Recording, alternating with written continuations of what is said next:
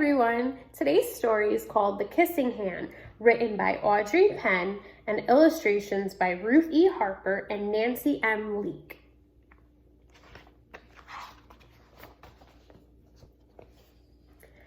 Chester Raccoon stood at the edge of the forest and cried. "I don't want to go to school," he told his mother. "I want to stay home with you. I want to play with my friends and play with my toys and read my books and swing on my swing. Please may I stay home with you?" Mrs. Raccoon took Chester by the hand and nuzzled him on the ear. "Sometimes we all have to do things we don't want to do," she told him gently, "even if they seem strange and scary at first. But you will love school once you start. You will make new friends and play with new toys, read new books and swing on new swings. Besides," she added, "I know a wonderful secret that will make your nights at school seem as warm and cozy as your days at home." Chester wiped away his tears and looked interested. "A secret? What kind of secret?"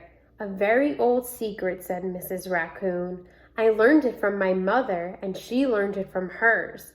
It's called the kissing hand." "The kissing hand?" asked Chester. "What's that?"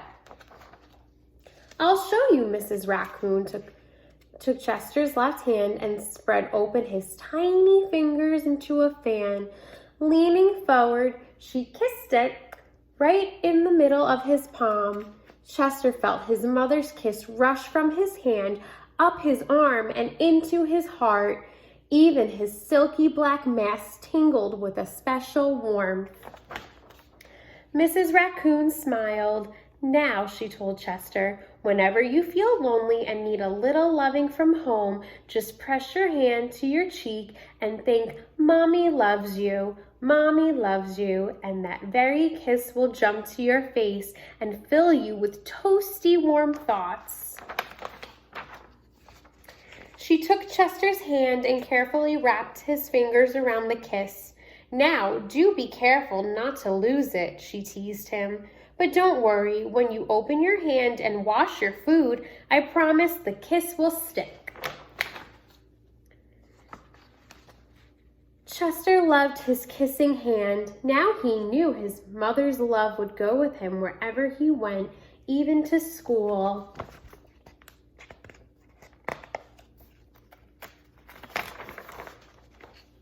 That night, Chester stood in front of his school and looked thoughtful. Suddenly, he turned to his mother and grinned. "Give me your hand," he told her.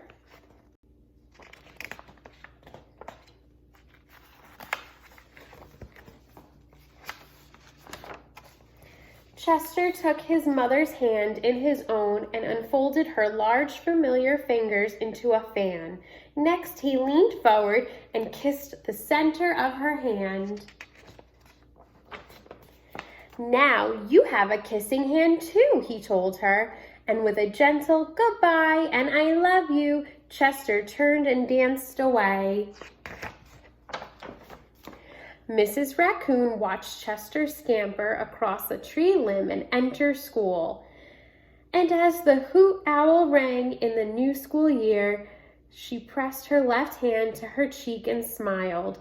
The warmth of Chester's kiss filled her heart with special words. "Chester loves you," it sang. "Chester loves you."